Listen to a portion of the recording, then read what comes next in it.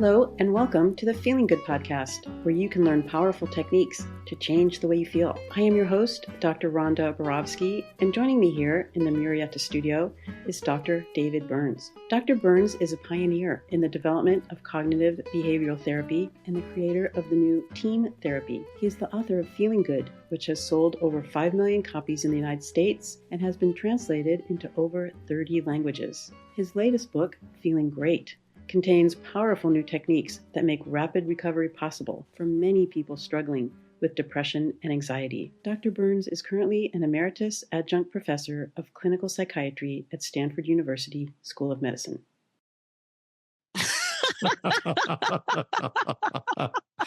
Hello.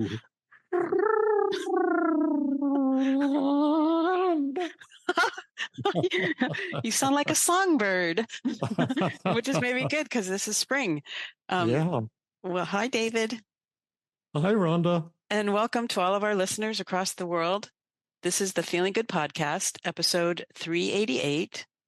And David, this is a podcast of you and Jill Levitt, your marvelous co-therapist, doing personal work with a psychiatrist named Amy.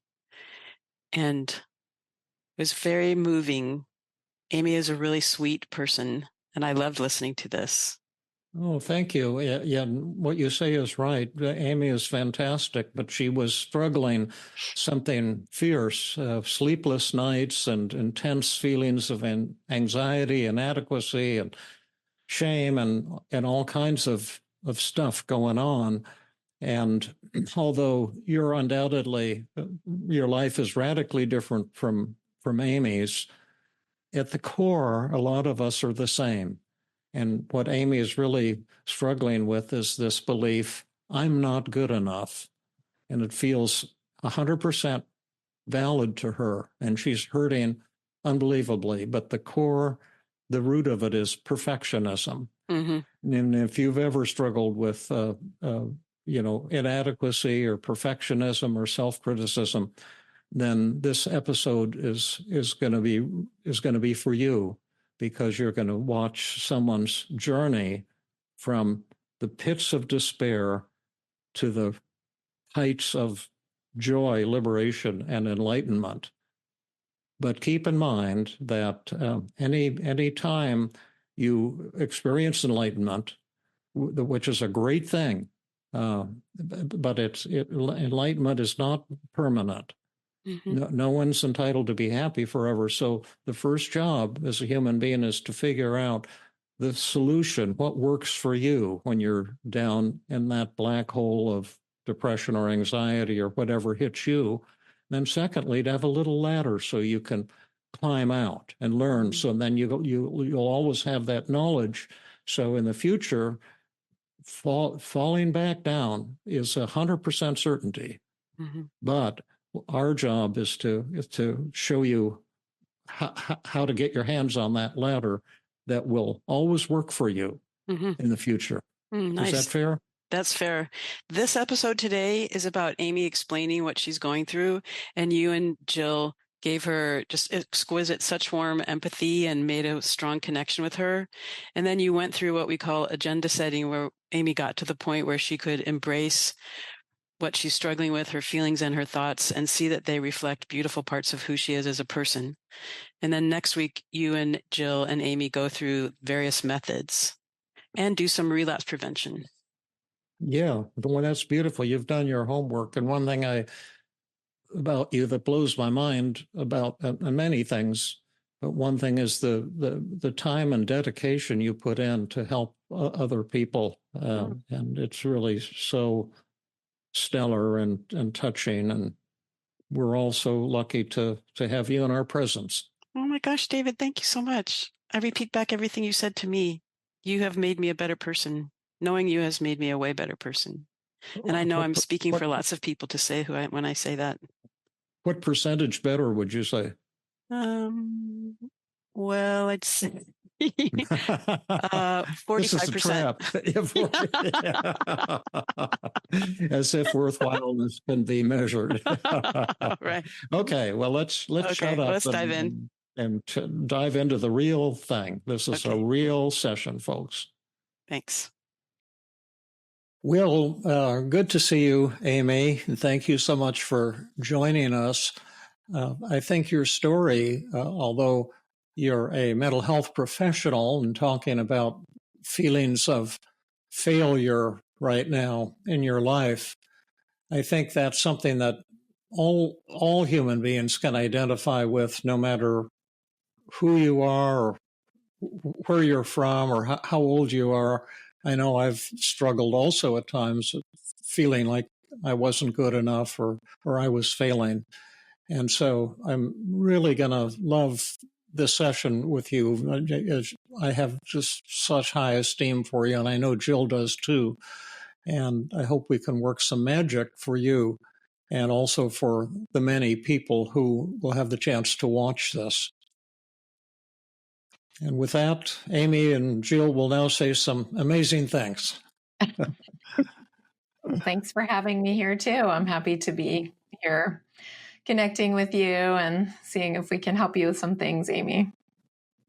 And I'm really grateful to both of you for this opportunity. And yeah, feeling a little nervous and anxious, but also really excited for this chance to work with you on this. Yeah. If you, what is the thought that's making you feel nervous? If we can just jump in to the here and now a little bit. I guess there are probably a number of thoughts making me feel nervous. I mean, one is, I'm sort of revealing my weaknesses and my inner self to sort of the whole world right now, which I've never done before. I've also struggled a lot with social anxiety in my life, which is still quite a bit of a thing. So this is definitely an exposure for me. Yeah. Tell us how you're feeling right now. You say that you're revealing your weaknesses and your inner self, which I've never done before, and also that you struggle with social anxiety. So that would be a big amplifier. What are you the most afraid of, if you're going to be open and tell us about your weaknesses and your inner self?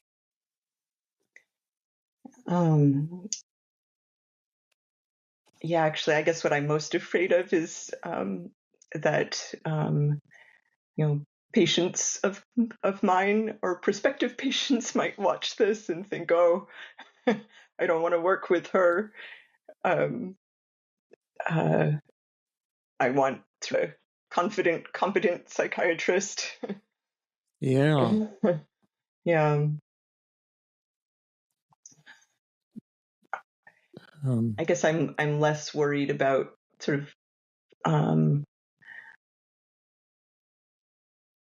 probably less worried about other people and their judgments than it's really my patients, people I might work with or am working with or have worked with. Yeah. Let's see how you're feeling right now. I have your brief mood survey from today. I'll take a look at that one. Thanks for filling it out.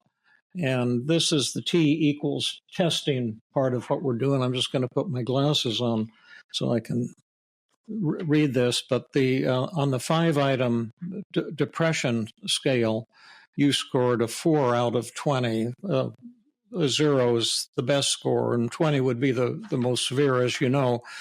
And so 4 is just mild at most, minimal to mild, but it's still enough to suck all the oxygen out of the room, so to speak, because you're feeling somewhat sad and down and somewhat discouraged or hopeless, and some loss of self-esteem and some loss of pleasure and satisfaction in life. And so although that wouldn't be considered, as you know, some severe thing, it's kind of like walking around with maybe a fever of 100, and you're just not going to be having much fun in life and very little joy feeling that way. The suicidal thoughts and urges are 0. The anxiety is high, although not sky high, 11 out of 20 on that same 0 to 20 scale. So it's in definitely in the strong moderate range in your anxiety. And then the anger is just a little bit 3 out of 20. So some anger, there's something going on there, although not in a rage by a long shot, but something's making you kind of a little ticked off. That's not myself. Yeah. Oh, is that? Oh, I see. Okay. Yeah, the self. Yep. I'll just write that down here.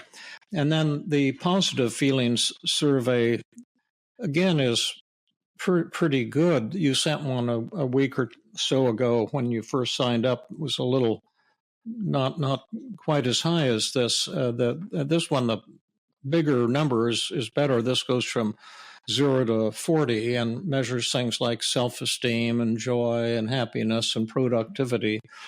And you scored a 20, it looks like, out of 40. So that would be leaving a whole lot of room for a boost in positive feelings. And so although your negative feelings aren't extreme or anything, they're robbing you a great deal of the potential for happiness. And then finally, your relationship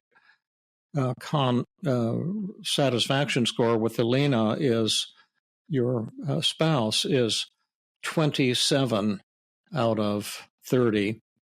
And I looked up the name Elena. Do you know what it means? What does it mean? The internet said it means conqueror of the world. Oh, interesting. Yeah, I thought it was interesting. Yeah, it's actually, it's pronounced, it's a Russian name, and it was transliterated into English so that it looks like Elena, but it's actually pronounced, well, I can't get the L right. It's a soft Russian L, but it's something like Alona. Oh, that's beautiful, Alona. That makes it much, much prettier. I like that. And let's take a look at some your daily mood log, and also do a little bit of empathy. But even without reading your daily mood log, you're experiencing something that all therapists, including David and rarely Jill too, is feeling like you've got a couple of patients who are stuck, and you're beating up on yourself about this. And there's a lot of should statements telling yourself, I shouldn't be stuck. I'm wasting their money. I should give them a refund, and kind of beating up on yourself. And I'll read all those negative thoughts, but it's you see this pattern. I've seen it in myself in the past. I used to beat up on myself a lot when I screwed up, which it was and is often. As I've gotten older, I've gotten very self-accepting. I've lowered my standards something terrible, and but I do know how awful that feels, and you're feeling sad. And when you wrote out your daily mood log, and I think I've got this right, it looks like 80%, and then anxious 80%, and guilty and bad 90%, and inferior and inadequate 100%. You skipped lonely. I'm assuming there's no loneliness. Yeah, I wasn't feeling lonely. Yeah. And no embarrassment, but feeling discouraged, 90%, and feeling frustrated, it looks like 80%. And one reason I like this particular tool is you're such a lovely and personable and fun person. And it's hard to know how other people feel without recording and measuring the feelings. It helps us see what's going on inside. And then you're having thoughts like, I'm failing my patients, which you believe 100%. And to be upset, you've got to have a negative thought in your brain. And you've got to believe it. If you have a negative thought that you don't believe, you won't be upset.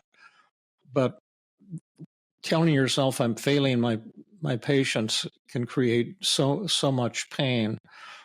And I should give them their money back, 80%. Yeah, we don't want to get too outrageous here. That was actually a 50%. 50, yeah. Yeah. Yeah, right. Yeah, my vision is not any good anymore. I'm going to go to the eye doctor and find out what's up. But I'm not competent enough to practice psychotherapy and should find a new career. I should know what to say to help them feel unstuck and more hopeful. And I should extend the session a little longer and keep going until they feel better. And that's 90%. And I need to write them an email that will help them. And I need to get that email just right. And that's 100%. And I don't know enough to, and I need to listen immediately to another podcast or webinar to figure out what to do. And that's 100%. And then I'm too slow and compulsive to help my patients. And that's 80%. So it sounds like you're hurting a lot and beating up on yourself. And now I'm going to kind of turn it over to Jill, and together we'll see if we could provide a little warmth and empathy and support. And then once we've got that, then we'll see what it is you want to do tonight and what we want to make happen. Yeah. So I've got to look at the camera. So Amy, I can get a sense of what you're going through just from your daily mood log, which David just read out loud and I have in front of me. Based on that, I totally feel for you. It sounds like you care deeply about your patients and about doing really good work, and that you're feeling worried that you're not doing well enough, that your patients aren't getting better fast enough or aren't getting better, and then really kind of raking yourself over the coals, right? Feeling terrible about yourself and worthless, inadequate, incompetent, and also having thoughts like I'm not competent enough to practice, and even thinking about actions you can take, making longer sessions, studying more, emailing them. So it sounds like there's just so much stress around wanting to be really, really helpful to your patients. And then you're also feeling like at the same time, you're noticing that there's part of you that's kind of compulsive about needing to do everything. And then wondering, oh my goodness, am I so compulsive that it's going to be hard for me to help my patients? So I really feel for you. I myself, of course, have struggled with times in my practice where I have felt stuck with patients or have felt less effective with patients and felt guilty and anxious, and times where I've also felt tempted to extend sessions or go above and beyond or do different things for my patients. So I just relate to a lot of the things that you're sharing as well. But I would love to hear from you, Amy, because really so far we've just been reading your stuff off the page. So tell us what it's been like for you. Tell us what it's like to be working with patients and how you've been feeling stuck and what's been going on. Yeah. So, I guess I've always been somebody who really spends a lot of time thinking about my patients outside of session and worrying about how they're doing, and very invested in whether they're feeling better or not. So when I have a session where they leave feeling really good, I just feel great. And then especially when there's somebody that I've been working with for a while who's then feeling stuck, that just is like this weight that I carry all the time in the rest of my life. As I'm doing things with my family, it's still there, this weight of there's this person I'm working with who's struggling, and I just feel that so heavily. What you were saying is that you feel joy when someone has a great session, feels terrific at the end of the session, and I feel that too, and I'm sure Jill feels that also. Absolutely. But when somebody's been stuck for a while, it's very heavy. It's like a weight that you're carrying, even outside of the session when you're with your family, and you're feeling guilty and kind of like a failure, and what am I doing wrong? And it's just like making a big black mark on your life, a weight that you're having to carry all the time. Yeah, and I'm constantly thinking about that person and what can I do differently? What haven't I thought of yet? What different perspective might be helpful here? What different method could I try? What might I be missing? And so I'm spending lots of time ruminating about that, especially as I'm trying to fall asleep at night. That's just a constant broken record in my head. Gosh, that sounds super stressful, right? Because you're saying there's part of you that's, that feels really good when patients are doing well, and that feels good. But then the part of you that feels really worried when patients are not doing well feels like you can't let it go. A kind of uncontrollable worry that's always with you, and cycling through what more could I do? Could I listen to a podcast or read a chapter? What method could I use? And it becomes really ruminative, right? Kind of constantly there. And then I can totally imagine that if it's stuck in your mind, then it's really hard to fall asleep at night because those thoughts are bouncing around. Exactly. What's your core fear, which may not be something you're aware of, but what is the worst? You say you're afraid that patients won't want to come to you, and what is the worst part about all of this to you? Actually, I don't think my worst fear is that patients won't want to come to me, even though that was something I was worried about with just being on YouTube. But when I'm worried, thinking about my patients who aren't doing well, I have done a downward arrow for myself with that, or a what if? A what if, and it sounds. I feel a little embarrassed sharing it because I realize how absurd it is. But it gets down to what if I'm somehow responsible for them feeling so hopeless that they kill themselves. Oh, yeah. And then I could never live with that guilt. Yeah, horrible. Yeah. Yeah, I can sure I identify with that. Absolutely. I can't imagine something worse than having a loved one or patient or a family member or friend kill themselves. It's horrifying. Amy, I was going to ask you a little bit more about, it's part of it is worrying about your patients, of course. And then it sounds a lot of it too is about blaming yourself, right? I should know how to help them. I should know what to do. I should extend the session longer. I should reach out to them. Maybe tell us a little bit more about that. It sounds like a real strong sense of guilt and responsibility and that kind of thing.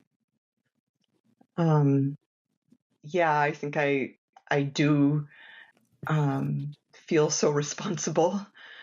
Yeah, I think it's gotten worse since I transitioned from outpatient psychiatry, where I would see people for a combination of medication and psychotherapy, say once a week or less frequently for many years. And then I discovered TEAM in 2019, and also at the same time discovered a number of other approaches to helping people overcome phobias and OCD and anxiety that involve very intensive sort of short-term treatment that helps people quickly. So I made this shift in my practice where I actually don't prescribe medication at all anymore, and I specialize just in intensive, brief psychotherapy to help people overcome struggles with anxiety. And so I think because I'm telling people that I'm offering this brief, intensive work, I'm putting extra pressure on myself. Like I have to help people feel better quickly. And if they don't, then I do feel responsible or like a fraud, right? Like I'm telling people that this is my expertise, and then I'm not able to do it. So then I feel like a fraud and a failure. And Yeah. I wrote down on your daily mood log, I'm a fraud and a failure is a new negative thought. Yeah. And how much do you believe that relative to patients who were stuck? Yeah. So when patients are really stuck, I would say I believe it 100%. Yeah.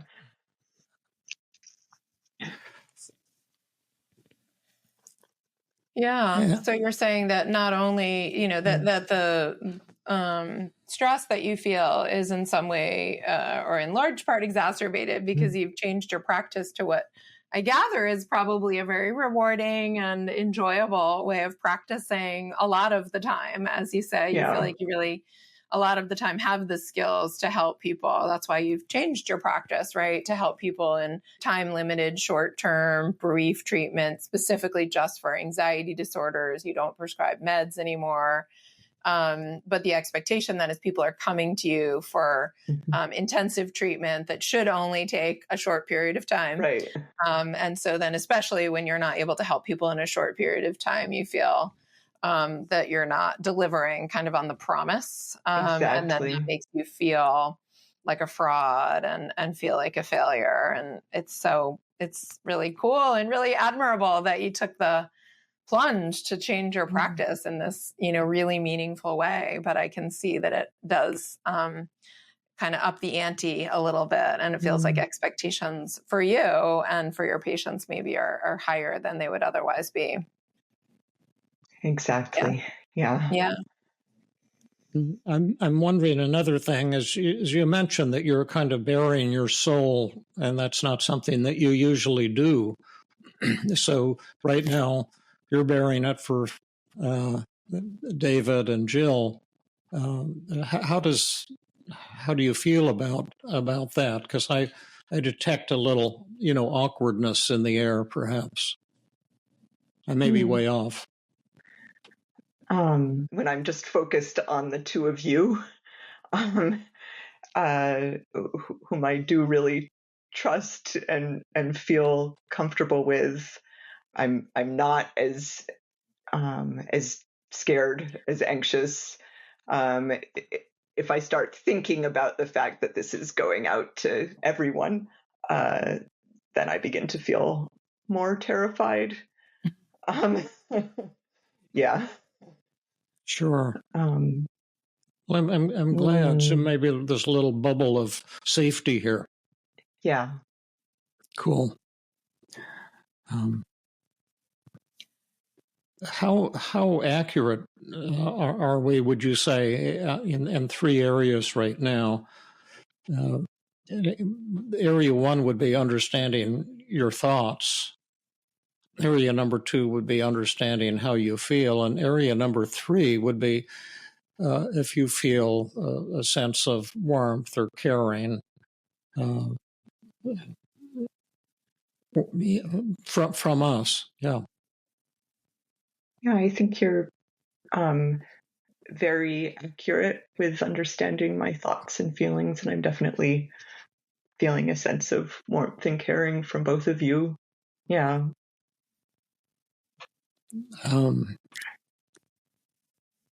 I'm wondering then, do you want to do a little bit more talking and letting us know how you've been feeling? Because that's really important.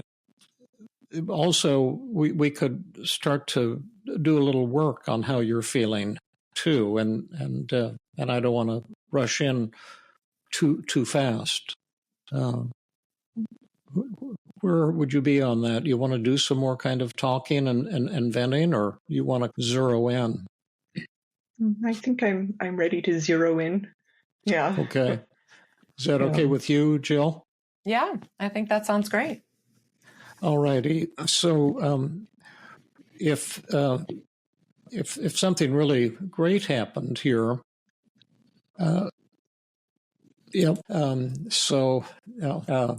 if something really great happens in our session, of course we can't guarantee that, but what would you want to have happen by the end of our session today? Yeah, I think I would want to be able to respond to those times when my patients are really struggling without beating myself up so much, because I think that really takes me away from actually being able to then fully empathize with my patients in those moments. And also when I'm trying to force myself to see what I'm doing wrong, I might actually be less open to both empathy and also what's happening in the moment. Takes me out of the moment. And I find that as long as I can stay in the moment, that's when I'm really connecting with people, and that's when magic happens. But so I want to be able to respond without getting sucked into that sort of self-blame and I have another question for you. I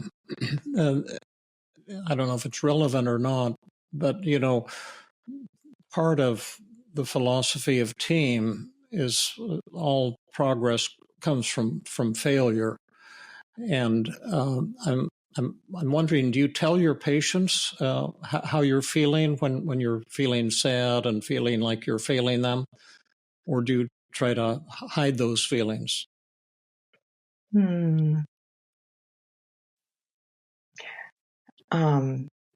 I realize that I probably am hiding a lot of those feelings when I'm feeling hopeless about our work together. I'm not sharing that with my patients. Yeah. Well, that could be another thing. I mean, there's so many directions we could go, but the first goal is not to be beating up on yourself, because I do my best work when I'm feeling relaxed and happy with myself. That's what's so great about being elderly and half demented and having extremely low standards, because it's really easy to be kind of happy with yourself. And then when I'm feeling good, there's so much room for creativity. There's so many angles to go, and there's so many reasons why my patients get stuck, and then getting creative. But I think when there's kind of hiding the feelings, it can sometimes make it more intense, because you're not only failing to get the patient better, but maybe you're not having that degree of warmth and connection that you want. Although I guess you can find out by looking at the empathy scores at the end of those sessions. but to me, it's an extra burden to be hiding how I'm feeling. And of course, it has a lot to do with how you express it. To say, oh, I'm so sorry that you're failing. I'm really kind of a fraud, and I'm feeling like your case is hopeless or something like that. That wouldn't be productive. But to say, I really care about you, and I'm sure we'll find a way to turn this around. But right now, I can see you're feeling stuck, and I want you to know I feel really sad. And I feel like maybe I'm letting you down, and I'd love to know how you're feeling, and I'm sure you're in a little bit of a dark place right now, or something. I don't know if that would be a way to express it, but I want to bring it out into the open. But that can be for later on.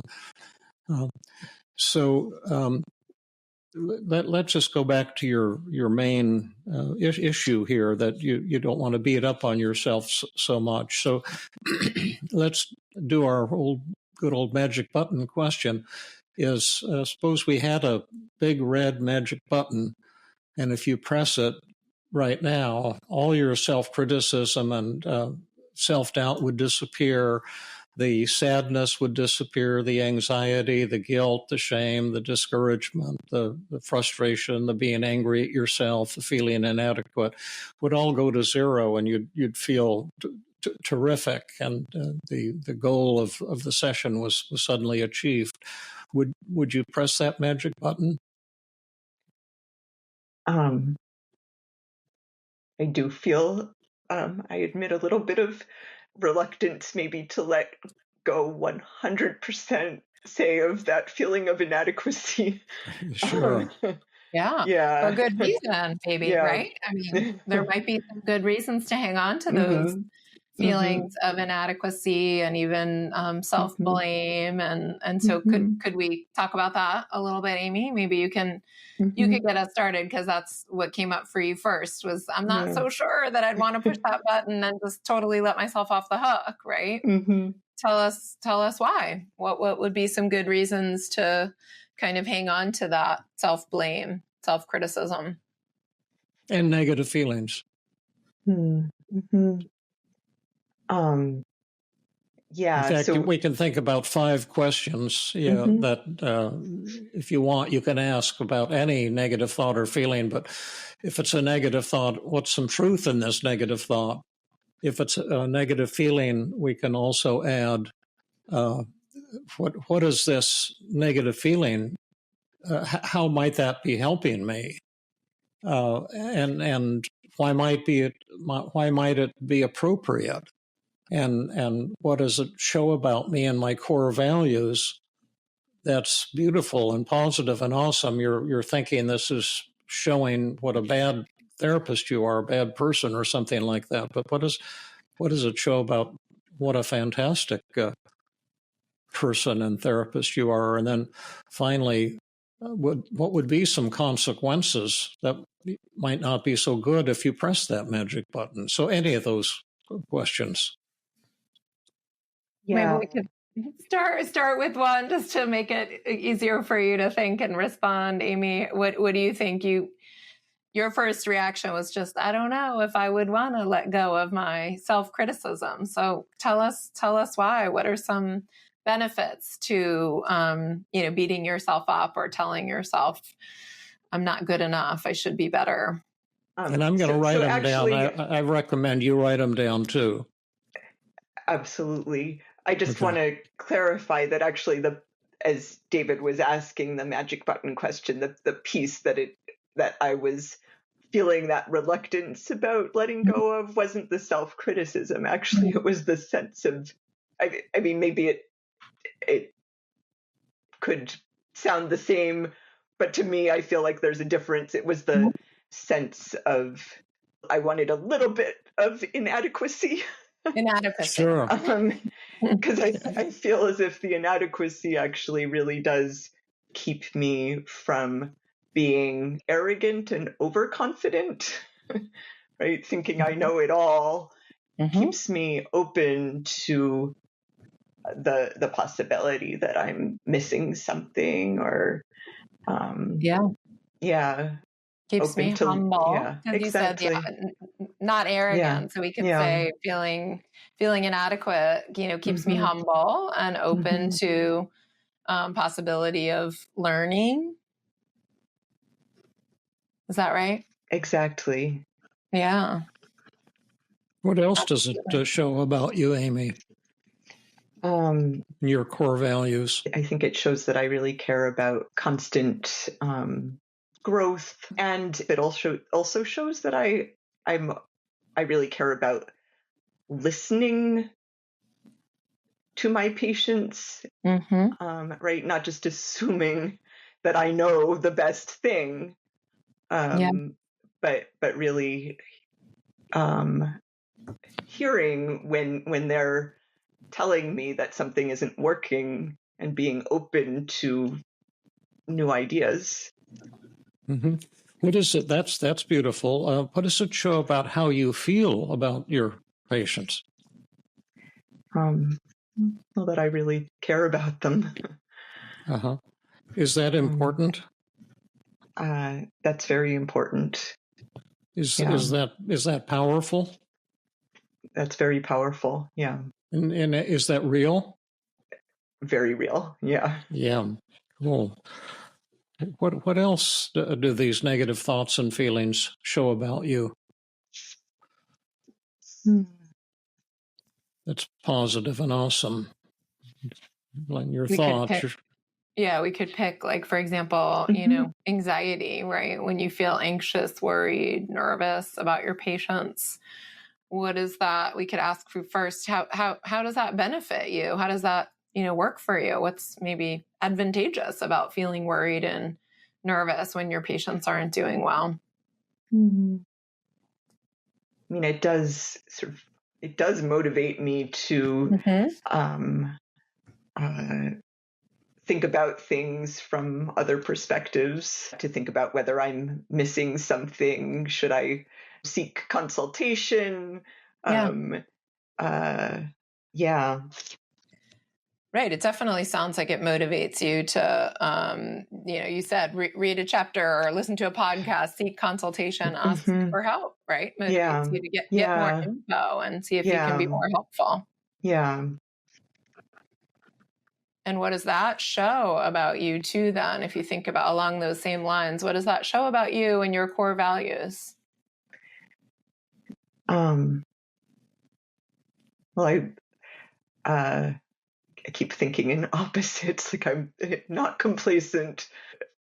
That you're conscientious. Is that the opposite? Yeah, there you go. Yeah. That you're conscientious, hardworking. Is that true? That's very true. Yeah. Yeah. Does it show that you're honest? Yeah. Yeah. Is that important? That's very important. Yeah. Does it show that you have high standards? It does show that too. Yeah. Have your high standards been helpful to you? Well, yes, they have. Yeah. In what way? I have achieved a lot, I think, because of them, even though at times it holds me back, or at least causes this sort of self-blame and criticism. At the same time, it really has motivated me to achieve a lot, and I've certainly gotten lots of positive feedback from other people about my high standards too. Yeah. You could tell your patients that you've been unhappy lately, so you're going to lower your standards. And tell them David told you so.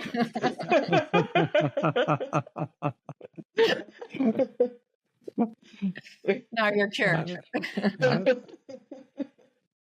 I have another question for you on the opposite end of the emotional spectrum, but you say you don't often open up and go, and I'm jumping around now, so forgive me, but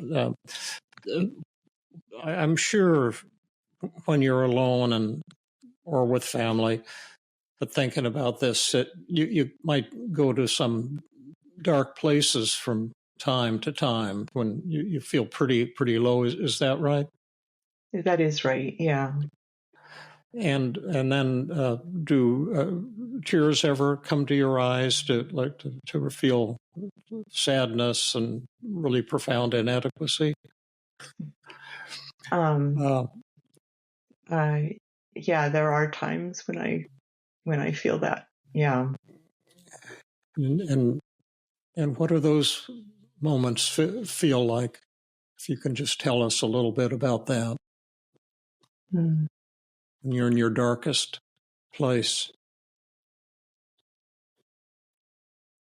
Yeah. Finding it hard to even find words. Really? Does it make you emotional right now? Yeah, it does. Do you feel tearful at the moment? A little bit, yeah.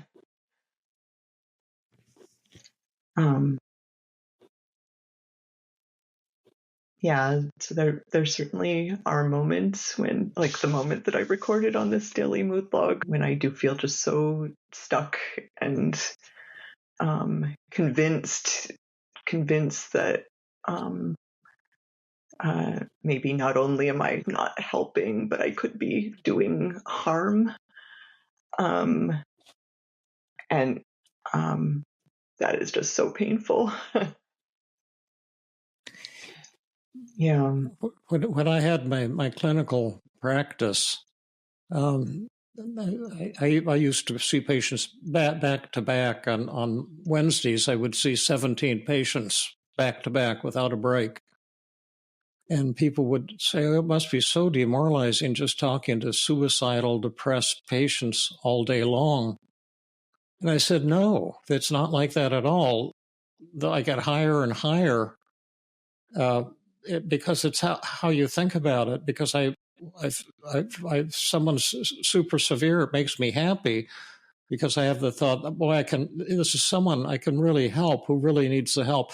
But what I couldn't stand is if I felt that I had said something that hurt somebody's feelings. And I move pretty fast in therapy. It may not seem like it right now, but I go lickety split. But sometimes I say things that hurt somebody's feelings. And that was just the worst for me. It was just like getting kicked in the stomach or shot in the stomach with a cannon or something like that. I have that same type of feeling. Yeah, that sense that I could have said something hurtful or in some way hurt a patient. That's and when I was painful thing. Yeah, right, absolutely. When I was doing the medical part of my work, we expected patients to die. It was just part of what we were doing, and the patients were dying like right and left. I was working at Highland Hospital in Oakland, and they have just all the most severe patients in unlimited quantities, pretty much, and of course. We saved a lot of people, but at one point I was the head of a dying ward, and they told me every patient and there were 30 patients on my ward, and they said every one of your patients is going to die here, but it wasn't upsetting because you didn't feel like you were doing something wrong. You felt good because you were making their lives more comfortable and feeling close to them. Mm-hmm. But that idea that I'm hurting somebody it's like you're hurting yourself, and it's pretty awful. Anyway, I'm just babbling, so I'll shut up and let you keep talking. But I'm just thinking here, Amy, that you have these intensely negative feelings and thoughts, but they're showing a lot of really beautiful things about you. and I'll just read some of them here, but your inadequacy keeps you from being arrogant and overconfident, and shows that you're humble and open and willing to look at what you're missing, and it also shows that you care about constant growth, and that you care about listening to your patients, and perhaps most important, that you care deeply about your patients. And then your anxiety motivates you to think about things from other perspectives, shows that you're conscientious, that you have high standards, and it motivates you to keep working as you don't give up on people. In the early part of my career, I asked Aaron Beck, what if some people you get, because they used to send me all the most severe patients from his mood clinic when he was just creating cognitive therapy, and I was opening my private practice.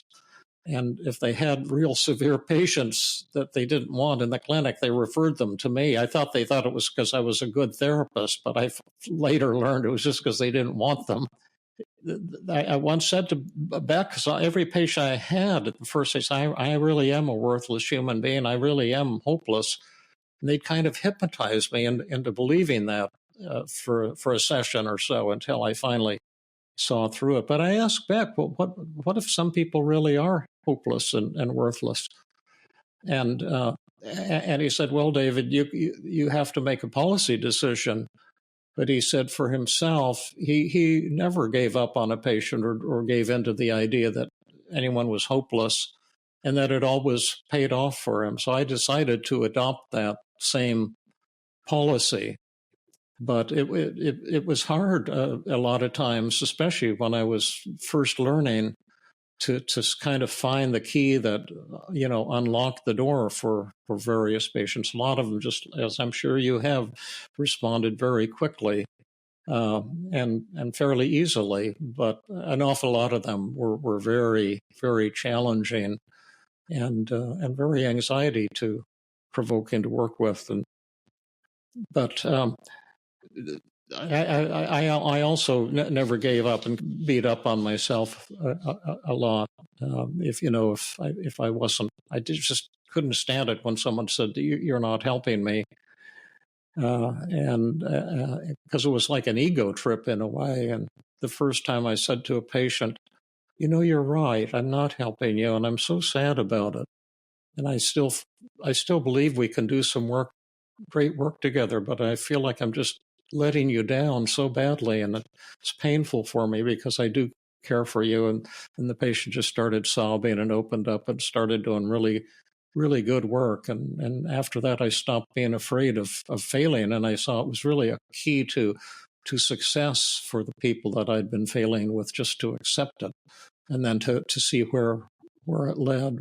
But my question for you would be, given that all these beautiful things that your negative thoughts and feelings show about you, maybe that's why you wouldn't want to press that magic button and have this side of yourself disappear.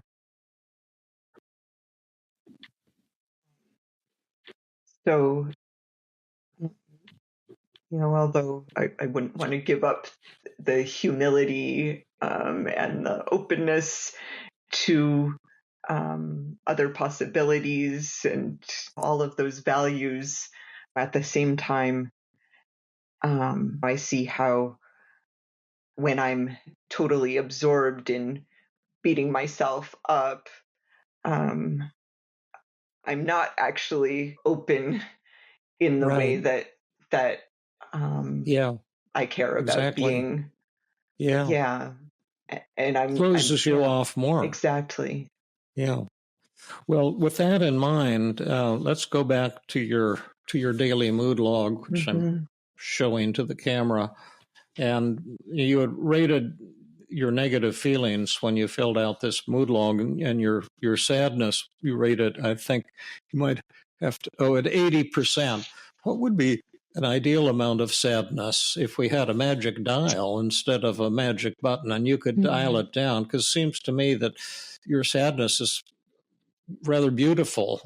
And if my daughter was depressed and looking for a therapist, I would love to refer her to you. Of course, you're 3,000 miles away, which makes it kind of tough. But still, because of the fact that you hurt when you're failing and so forth, and the sadness really shows your love for your patients, if I can use that word. But what would be an ideal amount if you could dial it down to some lower level?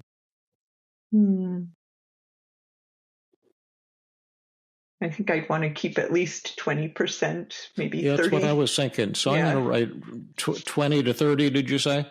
That's right, yeah. Yeah, okay. Let's put 20 to 30 as your goal for sadness. And then your anxiety is also 80. What if we could dial that down, what would you want to dial it down to? I think 20% there, too, would be... Yeah, that seems plenty of anxiety. Enough to be motivating. Yeah. Yeah. But how much guilt and Wait, badness? What did you say? What was the number? 20%. Oh, 20%. I'm so sorry. I missed it. And then guilt and this came out. Oh, remorseful and bad. How bad do you want to feel? That was 90. What's a good, healthy amount of bad? Enough to hold you feeling responsible enough, right? Yeah. I'm thinking, even though that's one of the highest ones right now, I'm thinking of some people I know who are extremely conscientious without much guilt.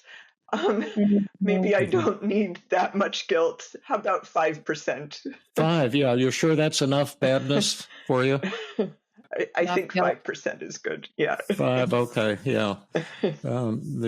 Okay, and then how inadequate and incompetent would you like to feel? That was 100%. What would be a nice, healthy amount of inadequacy to keep you honest and keep you motivated and keep you learning? I think 15% would be good. Yeah, that seems like a good number there. How discouraged do you want to feel? That was 90%. And what's a good amount of discouragement?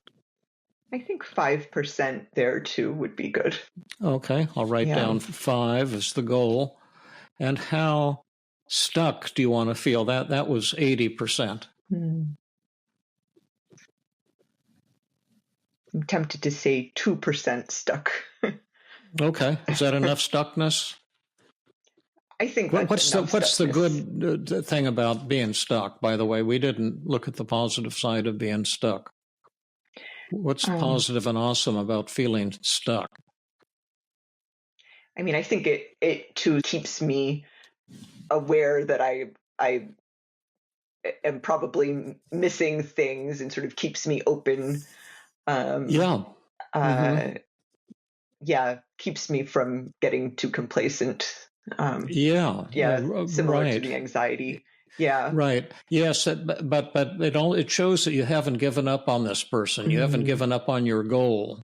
Do you see if the stuckness goes to 0?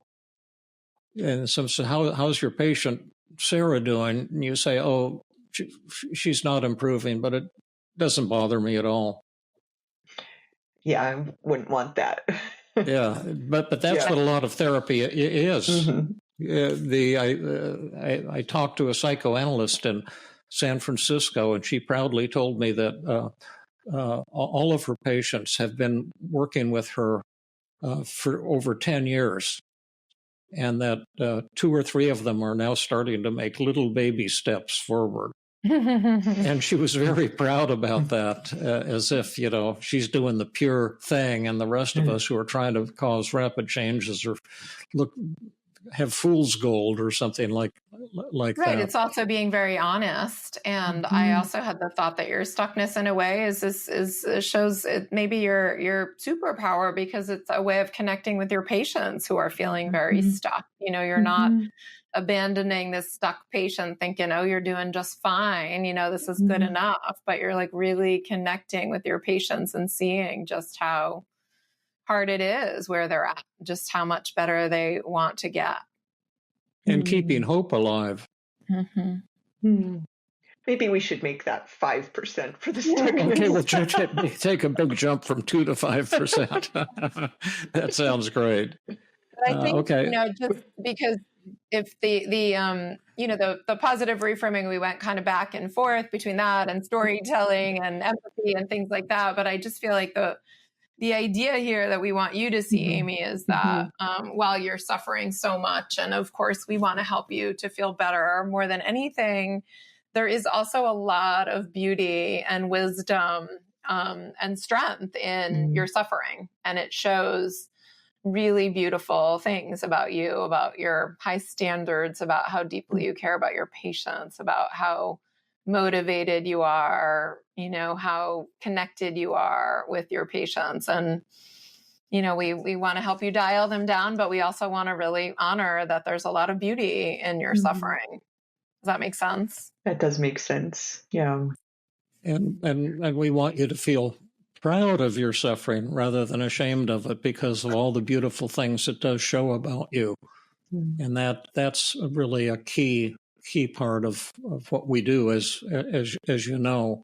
But it has to be a genuine thing. It can't be a gimmick or something like that. But for anyone who's watching this, it would be true of you too, although your story would be different. But if you're feeling inadequate and sad and down and angry and frustrated and lonely and anxious and whatever, it will also be true of you that your negative feelings and your negative thoughts are the result of what's most beautiful and awesome about you. And the moment you see that, then the capacity for change will often be just a stone's throw away. The paradox is, once you begin to accept your negative thoughts and feelings as something that's actually coming from your beauty and not from your defectiveness. See, we're trying to sell you on not changing. And the paradox is that if we can do that effectively, then suddenly the resistance to change diminishes or disappears. This has been another episode of the Feeling Good podcast. For more information, visit Dr. Burns' website at feelinggood.com, where you will find the show notes under the podcast page. You will also find archives of previous episodes and many resources for therapists and non-therapists. We welcome your comments and questions. If you want to support the show, please share the podcast with people who might benefit from it. You could also go to iTunes and leave a 5-star rating. I am your host, Rhonda Borowski, the director of the Feeling Great Therapy Center. We hope you enjoyed this episode. I invite you to join us next time for another episode of the Feeling Good podcast.